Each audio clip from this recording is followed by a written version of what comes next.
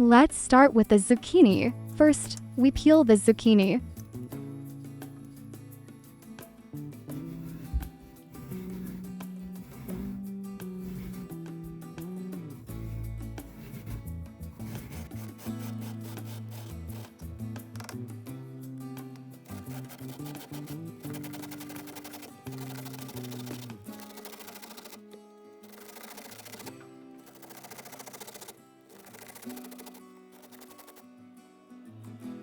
Now add the grated zucchini to a pan with some olive oil and cook it over medium heat. We don't add any water.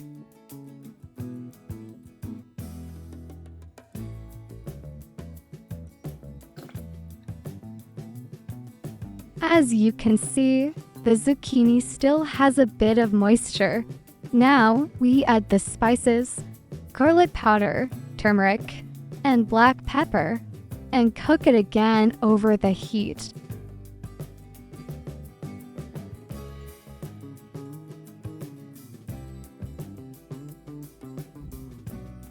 Once the zucchini is fully cooked and the moisture has evaporated, we set it aside and move on to the next step.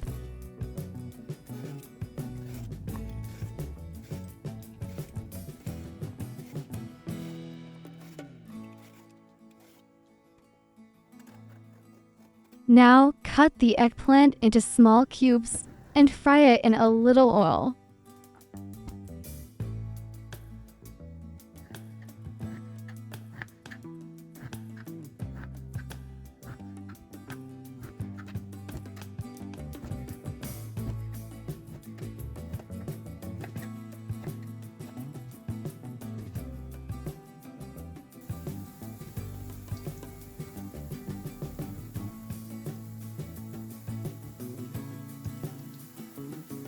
Once the eggplant turns golden, remove it from the oil and place it on a paper towel to absorb the extra oil.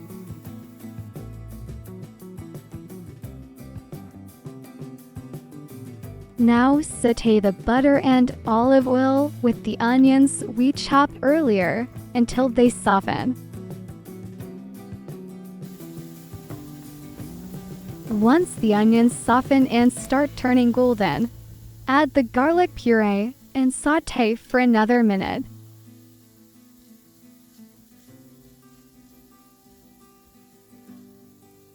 Now add the chopped bell pepper and the sliced mushrooms and continue sauteing until the mushrooms release their moisture. Now it's time to add the spices. I'm using black pepper, whole fiber, parsley, butter powder, and tomato powder.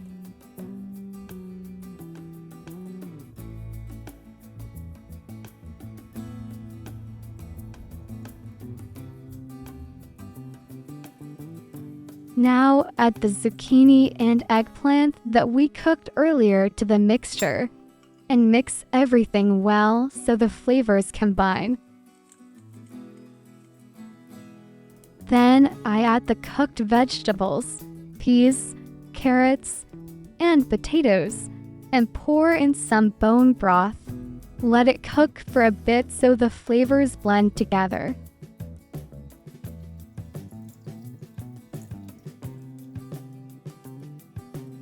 Once it reaches this stage, as you can see, we add some Italian seasoning and oregano, then set it aside.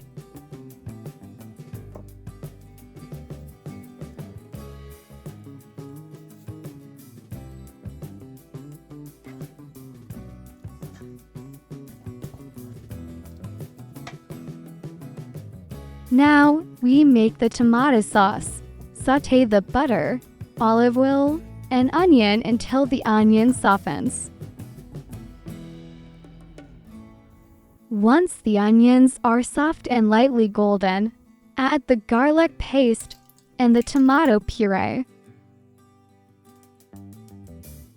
Then blend the sauce until it becomes completely smooth and place it back over the heat.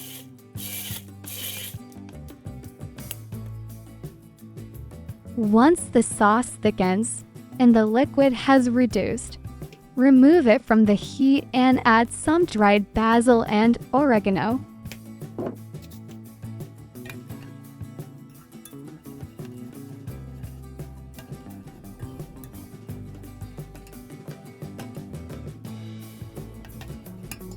To make the bechamel sauce, start by melting the butter. Then add the flour and stir well, cooking it over the heat so the flour cooks together with the butter.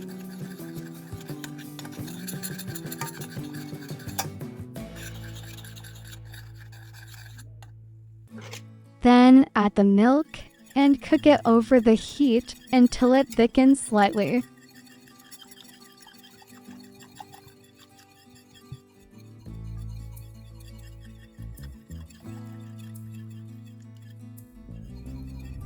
When it thickens slightly, add the Parmesan cheese and mix well.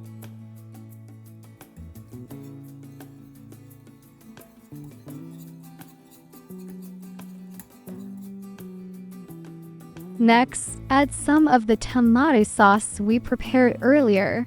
The sauce shouldn't be too thick, since it will thicken more as it cools.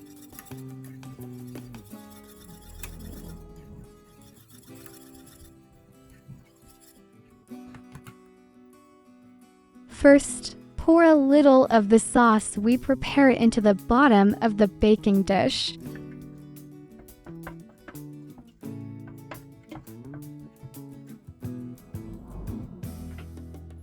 I'm making this lasagna as individual portions using a ring mold.